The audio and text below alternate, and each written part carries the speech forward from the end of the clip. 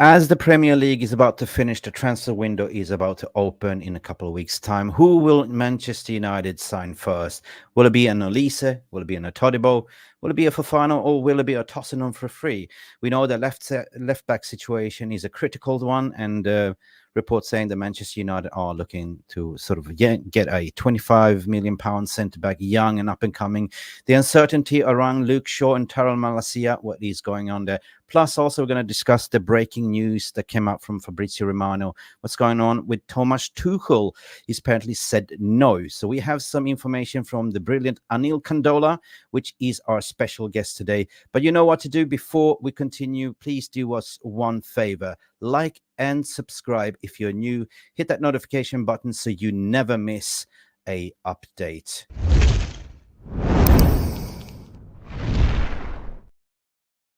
So, right, let's get right into it. We have 30 minutes. It's not extra time. Let me bring in Anil Kandola.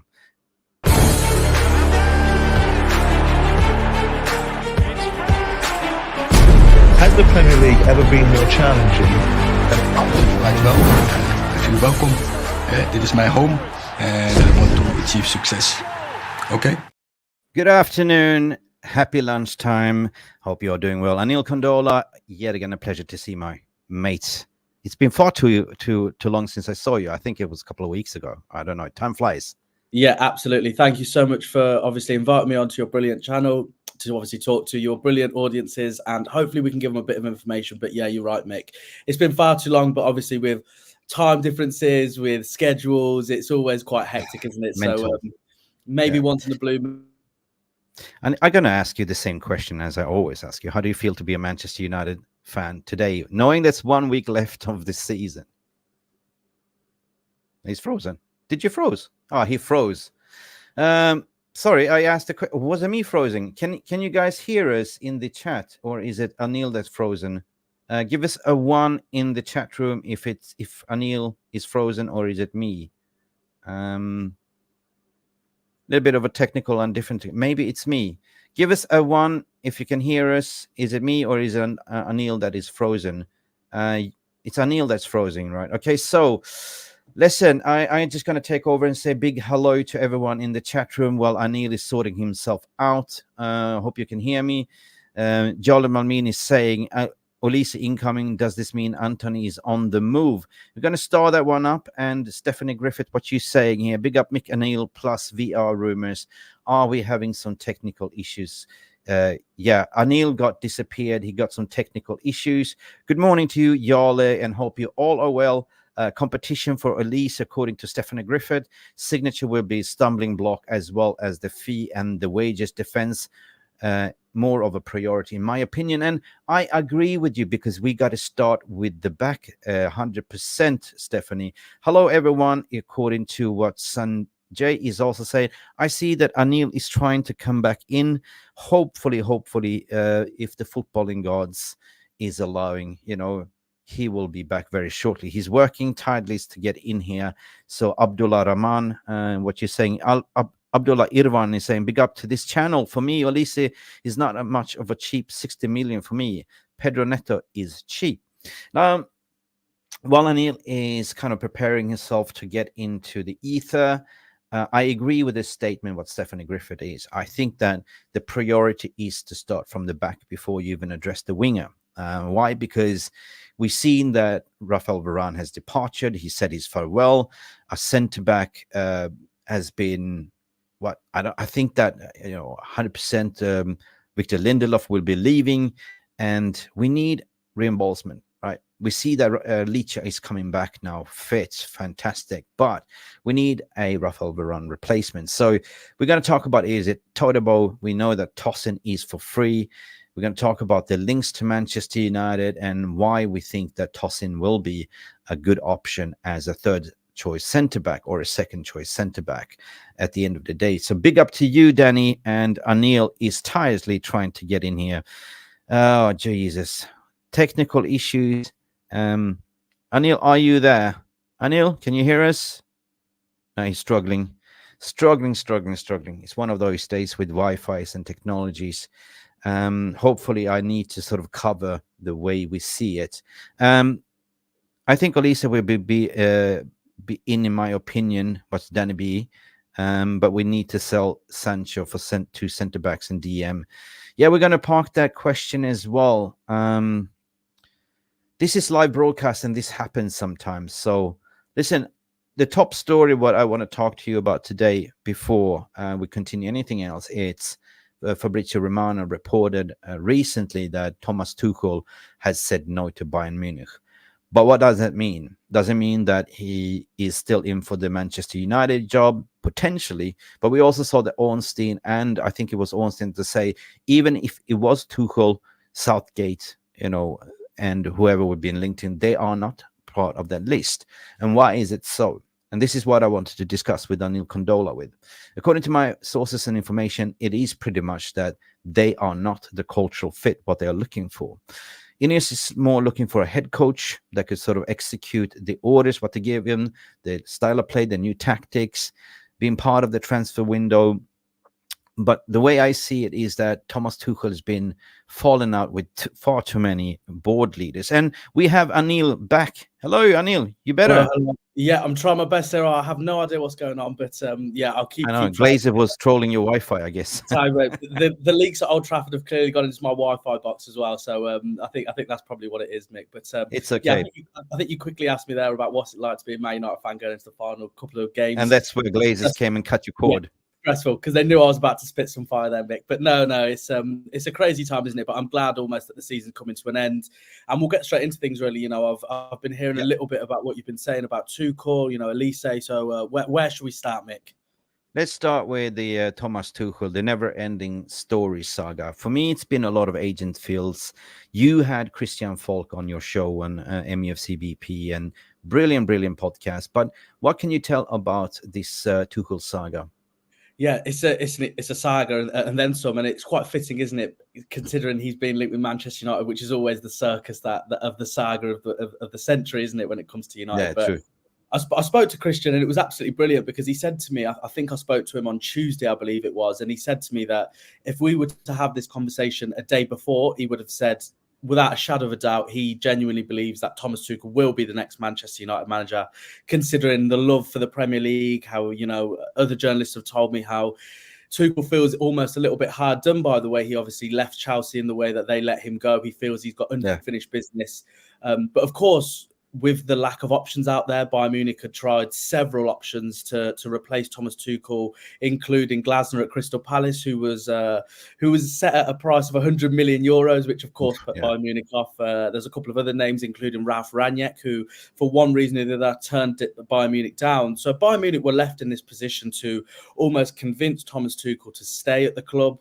He's not exactly a bad manager, so if you were to be ended up with him, then it's not bad at all. But the big thing and the key thing for Thomas Tuchel to stay at Bayern Munich was the reassurance to make sure that if he does sign another contract, he will be guaranteed the time of the contract. That was the big thing for Thomas Tuchel. And as we now know today, it doesn't seem that has happened. So Thomas Tuchel, I think, will definitely be on the market. But Mick, I just wanted to ask you a question because I think, of course, we haven't actually spoken about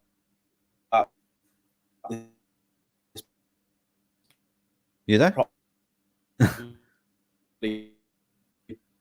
But I assume that you're not one to want Gareth Southgate.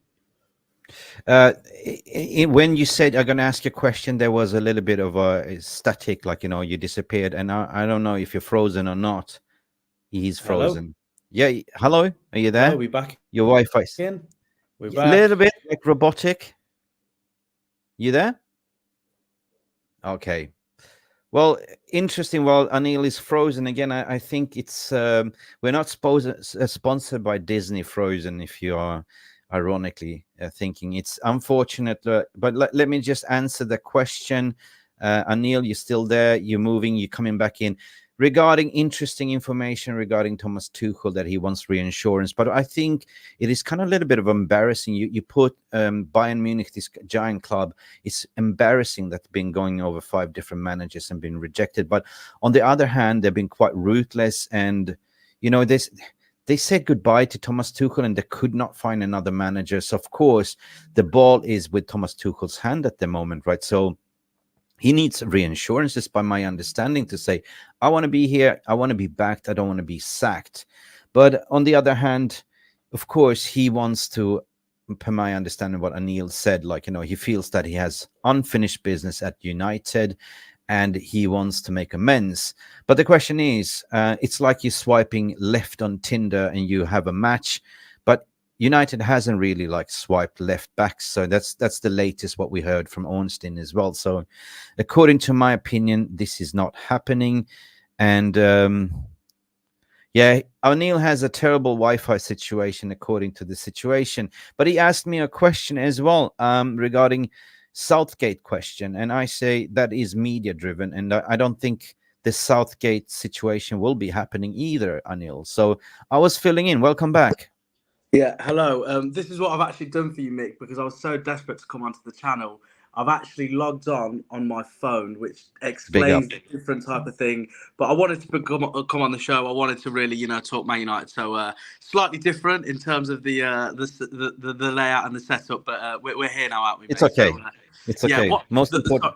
Yeah, exactly. The question I wanted to ask you was, of course, and now this is the situation that I'm in terms of Thomas Tuchel. Look, I personally would want Thomas Tuchel because of the options that have been linked to Manchester United. I think he would be the strongest candidate. But do you think it's too big of a risk to let Erik ten Hag go with the small chance that it could be Tuchel compared to the huge chance it could be someone like a Southgate, someone like a Graham Potter, someone even like a Kieran McKenna?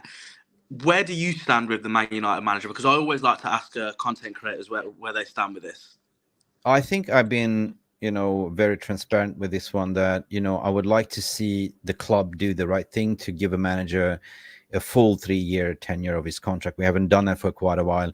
I think that the most of the manager list that's been spun out there has been, the mainstream media trying to create clicks and headlines. But on the other hand, it's not being what Ineos' ambitions are. If you look at what they are looking for, they're looking for a head coach that is part of the cultural ethos, right? Everyone that appointed are team players. They're not egoistics. Tuchel wants the job. He's been filling out the press in Sky Sport, how do you say, journalists are leaking out that he wants to come back to the Premier League. And if the job will be for Manchester United, he will be the preferred candidate. But Manchester United has not really spoken to them as of yet. In a matter of fact, it's not part of the priority list to get the manager sorted right now, and that's why you're not hearing anything. So I said like this, and I stand by Ten Hag in at the moment because I've seen differences in the past couple of games that he's changing the playing style with the right structure on board. Like you had Wilcox coming in now. We have Omar Barada. We will have Ashford. We will have a proper structure. So it doesn't hurt to see what he can do with the right structure and a bit backing in the summer and get rid of the deadwood players. That's where I stand. And in 2025, what I've been hearing is, well, they already done the succession planning. So in 2025, they will have the preferred choice candidate available, and that is Xabi Alonso among one of them. Because, look, they want to play possession-based football. This is what they want to do, right? So you got to look at who are the managers that can play possession-based football.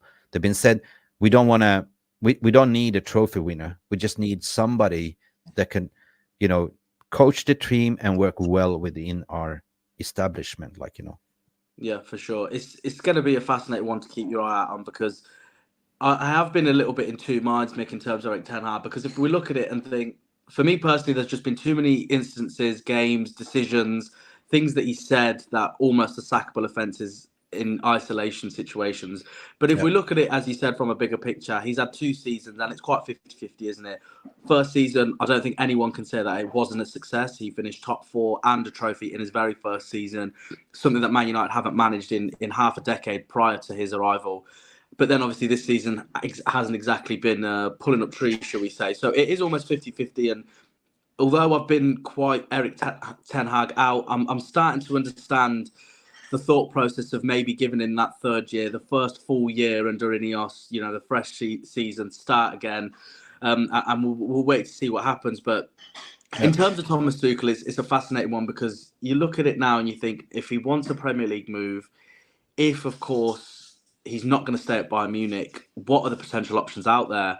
And who knows, Mick? But I think he will be pushing for that Manchester United job. I think it's something he's had his eye on. He will, or West Ham, perhaps. Yeah, potentially, of course. But I just think someone of Thomas Tuchel's confidence, shall we call it, probably would like a job a little bit more headline grabbing, shall we say? But from you know what? I look at it more from a football perspective, and football hasn't been.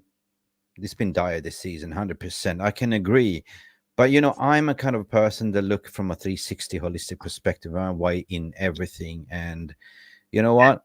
Your season has been derailed with a lot of injuries. Yes, that's one excuse. Of course, that determines that your playing style is not been there. You haven't been having anyone backing you, because, we've been sacking, a lot of managers, a lot of directors. We are in a rebuild process already since January. Murto is gone. So there is nothing to be proud of this season. What you can look at, the signs that you can look at, is basically getting a first time in Manchester United's history a proper footballing operation structure, footballing director, head of recruitment, technical director, and all that stuff. The transfer window is going to be mad in terms of the outs and the ins, which we're going to talk about. So I want to park this Ten Hag in, Ten Hag out story, because it's very boring, right? And this Tuchel can sort of play out. Me personally, I don't think that he is the better manager, right? I look at his attitude, and that stinks, right? That's my personal opinion. He's been falling out with Borussia Dortmund, PSG, Chelsea, and also Bayern. And of course, I understand now the ball is within the Bayern's court. They are desperate, right?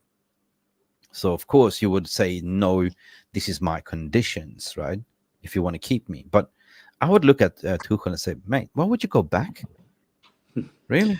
Yeah. It's like, Anil, it's like you've been dating this girl and you've been rejected because she wants Mr. Prince Charming, and that didn't work out, and then she comes back to you, say, Anil, let's go out again. But depends how desperate I was, Mick. Yeah, exactly. No, jokes aside, right. jokes aside. I think, it's going to be, like you said, it's going to be one to really keep our eye on. It's going to be fascinating to see Ineos's plans, and I think one big factor as we obviously take our concentration now onto the transfers. I think one big factor is, of course, the Euros. Finishing off the manager's conversation. If United are looking for someone like Southgate to come in, realistically, he's going to be at the Euros. He's not going to be able to come into July time. And you think, come on, he's going to have a matter of weeks to make signings, to change a whole team around for his style of play, in preparation for the new season. So it's going to be a fascinating one. But I think the one thing that we all want to talk about at the moment, Mick, is the transfers. So let's go on to the transfers. Yeah. Enough. We had some technical issues, some trolls cutting the cords. Listen, what's your stance on Olise? I mean, this is a signing that's now everyone is saying there's a 60 million release clause with some complications. I want to hear from your opinion. And of course, there's a lot of legs in it. But where do you stand on it? Do you think that he is a priority signing, or do you think we should start from the centre back first? Yeah, it's a very difficult one, really, because of course Manchester United's right wing position hasn't exactly been graced with glory over the last few years. So it will be very important that they do address that. Of course, now the late emergence in the final part of the season from Ahmad has been brilliant for everyone to see. I think 100%. He's certainly played his part in, at the very minimum, being one of two options going forward in that right wing position next season. And I think with Olise, even before the new structure of Ineos has come in, they had their eyes on Olise even through the old structure, even the likes of John Murta and co. They've been tracking Olise for a long time, and he has to keep an eye out on.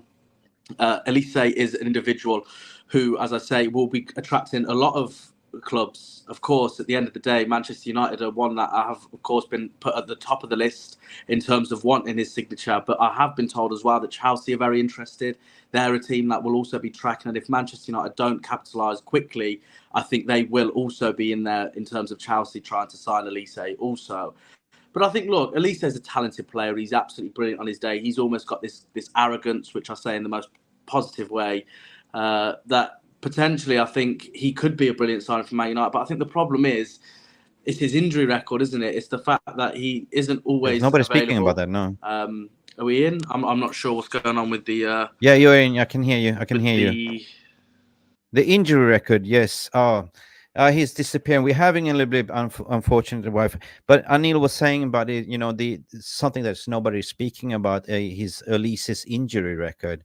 That's a little bit of a worrying sign with the 60 million price tag that it comes with, and I totally agree. Like, you know, and the question is that I do have for the audience and for Anil as well. Do we really need an Elise as a right wing? Now that Ahmad has been showing that, you know, what he can do, we have enough right wingers, according to my opinion. The Mason Greenwood situation needs also to be resolved, like, you know, because Mason Greenwood is also a right winger and can play in the middle. So there's a lot of things that I think, me personally, I don't think we need an Elise as a priority signing. I want to hear from you guys. And basically, Nick Nash is agreeing what I'm saying. Centre back has to be the priority now that Varane is leaving. And 100%, I do agree. So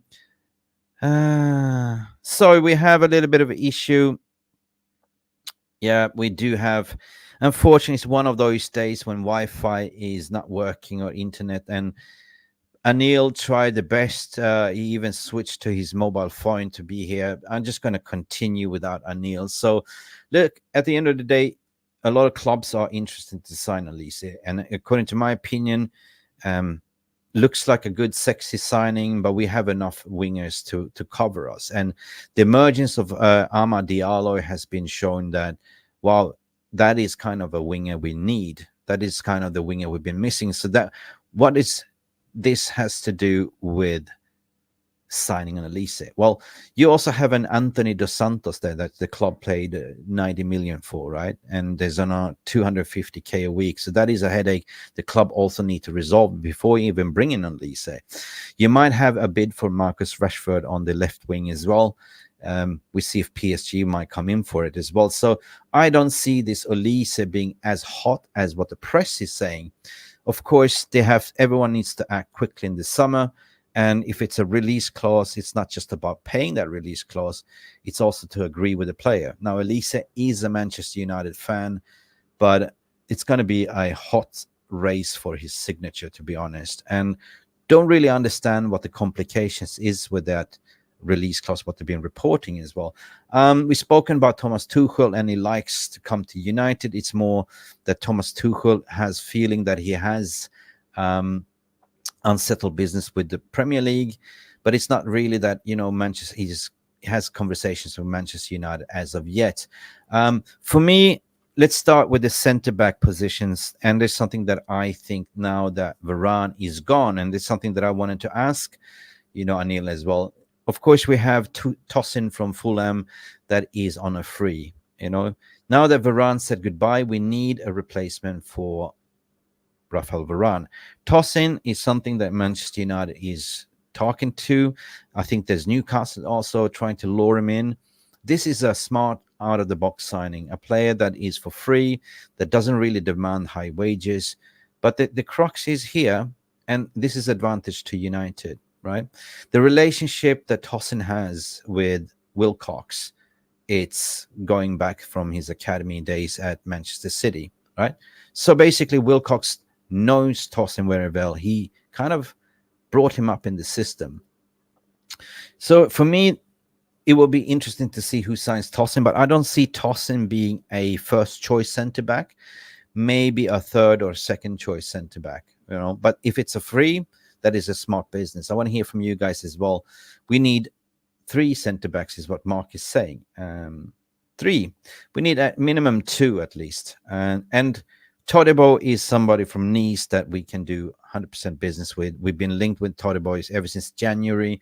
So I think this is something that United will trigger. It's a cheaper option, ball-playing centre-back, press-resistant as well, on the right-footed, I think, as well. But if you're thinking that we need a, you know, left-back, centre-back as well, because we only have one left-footed centre-back and that is Licha Martinez. So we need a coverage as well for Licha Martinez while he's injured. And there might be a young up-and-coming option also.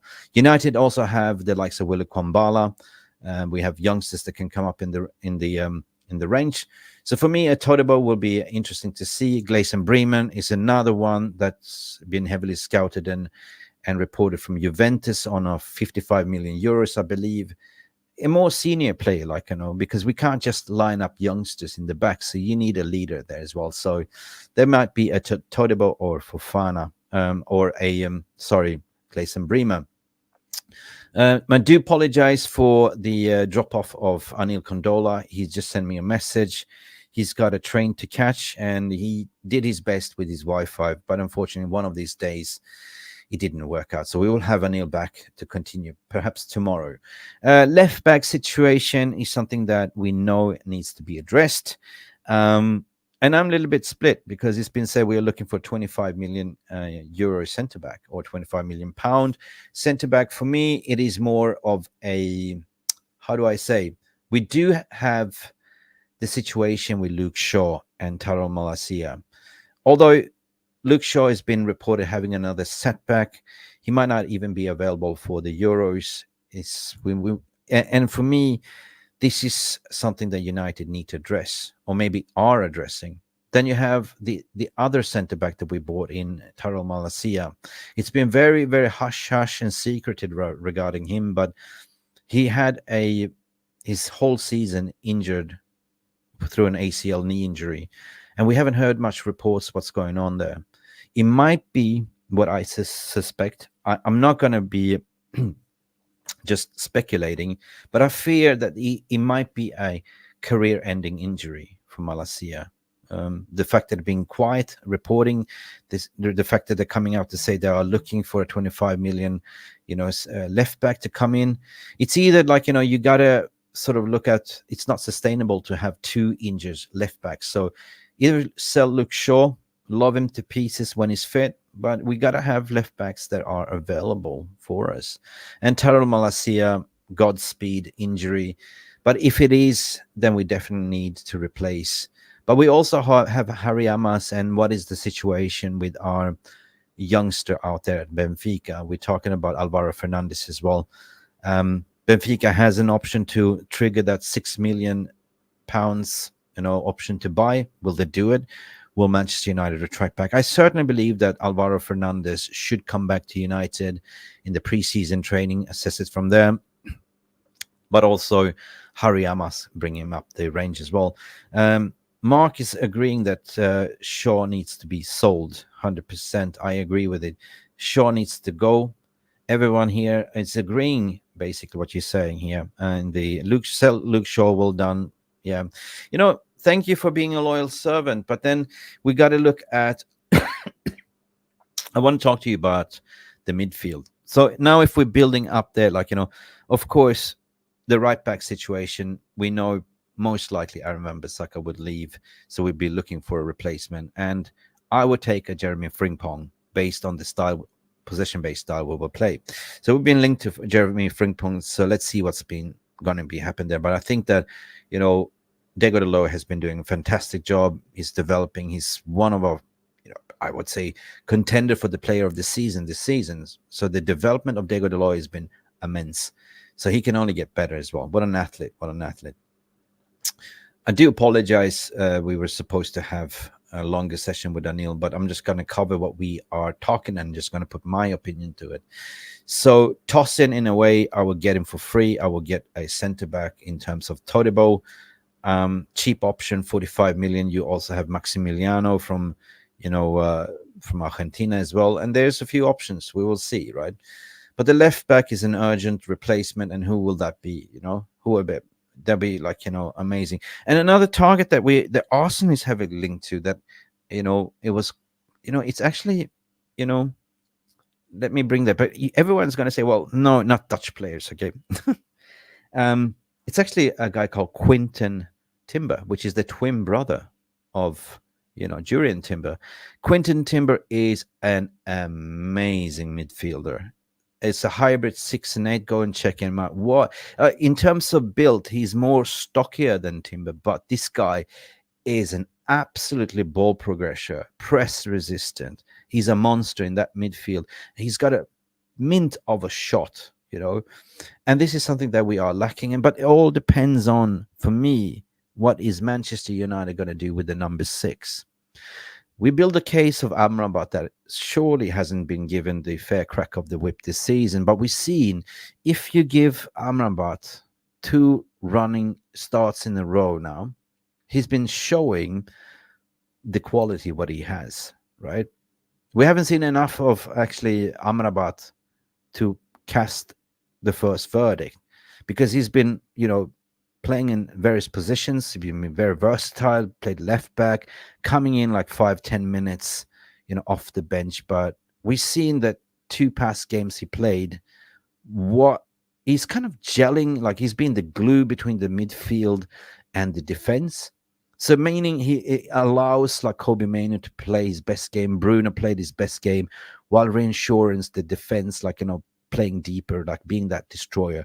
For me, I would say, listen, Fiorentina, they made a deal with Manchester United. They paid a 10 million euros, loan fee with an obligation or option to buy in the summer for, I think, 20 million euros, right? Fiorentina has already moved on. They already made the replacements. They don't want Amrabat back.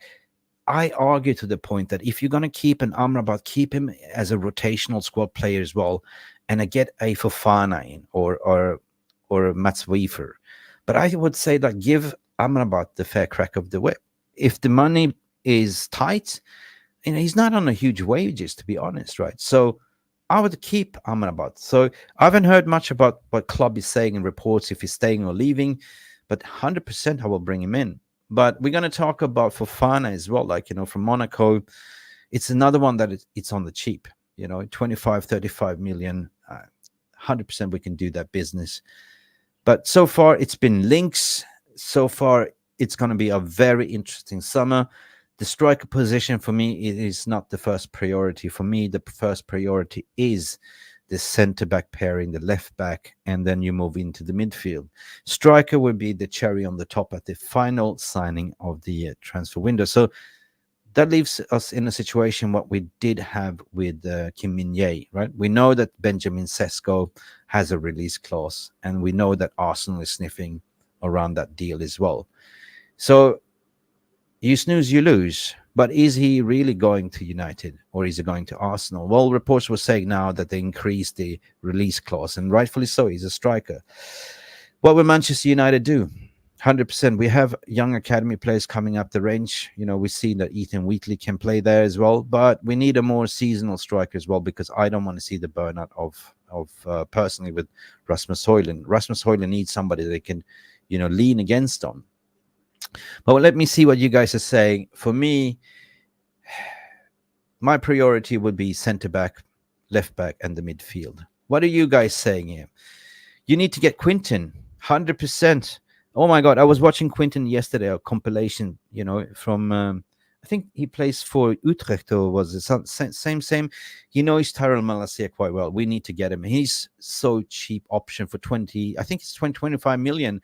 And he's been slipping under the radar, and Arsenal's been looking at him. But go look at Quinten, 100%. Wow.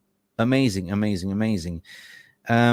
Let me just see if I can bring up some stats regarding Quinten as well. Let me see. I have some stats.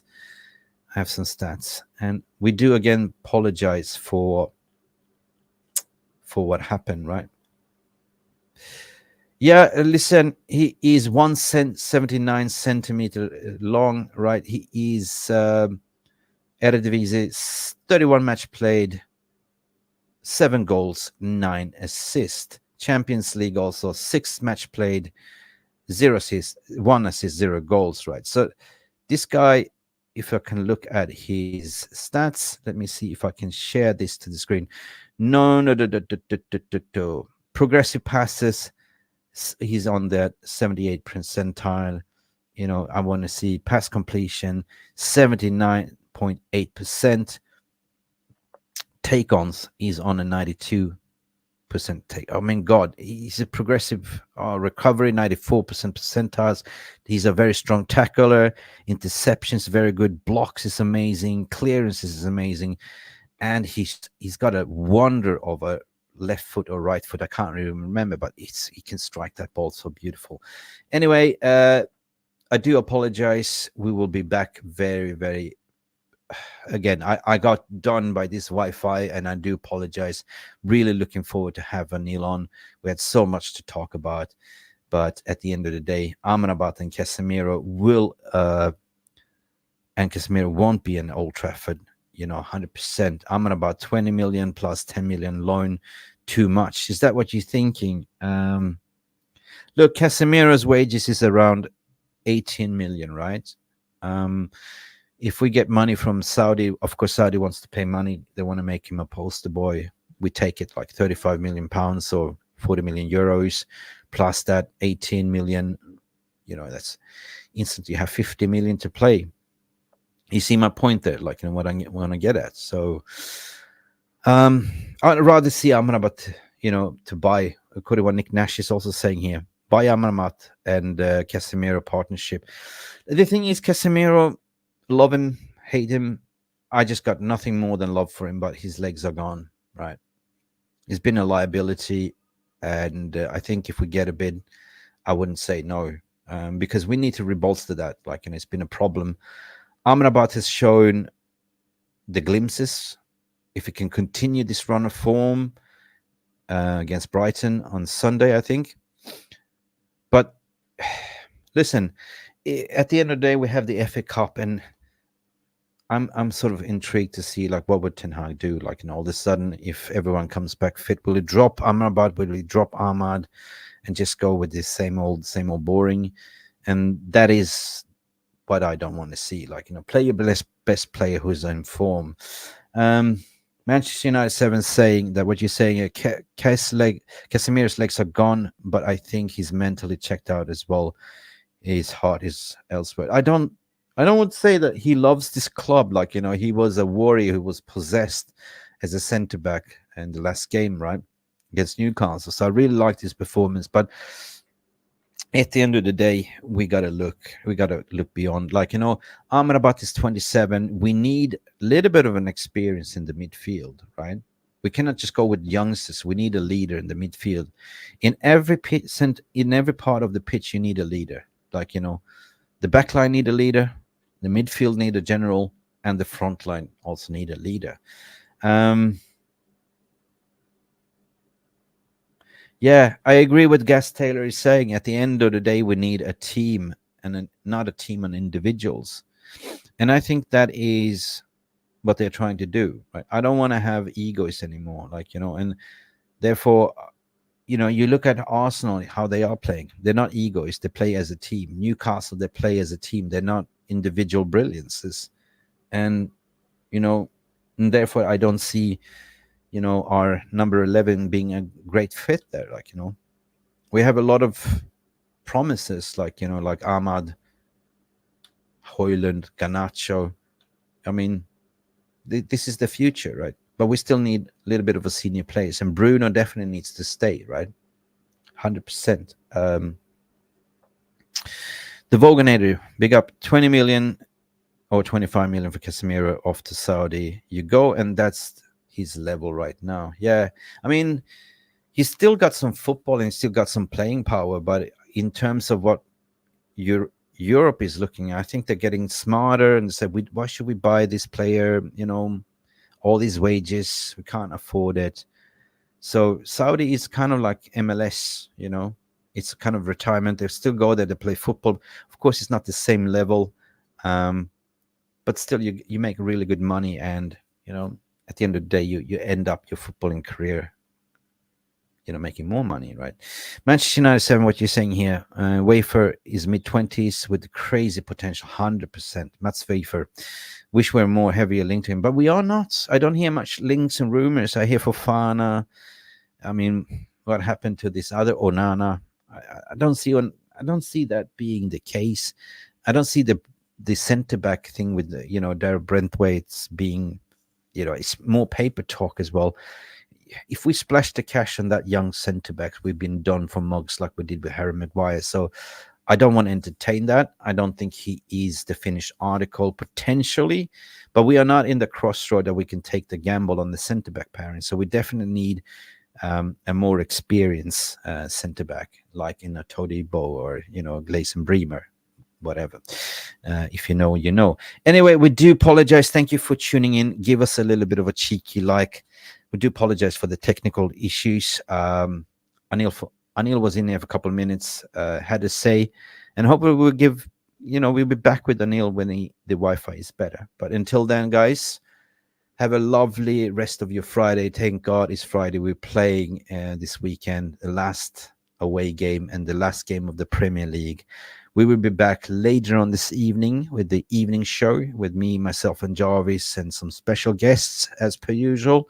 But until then, you know what to do. Smash that like button, subscribe if you haven't, and glory, glory, Manchester United. And don't forget, Glazes out. Thank you for watching, and see you to the next video. Bye for now. Thank you so much for stopping by and watching Mufc Realist TV. Don't forget to like and subscribe, and follow us on the socials.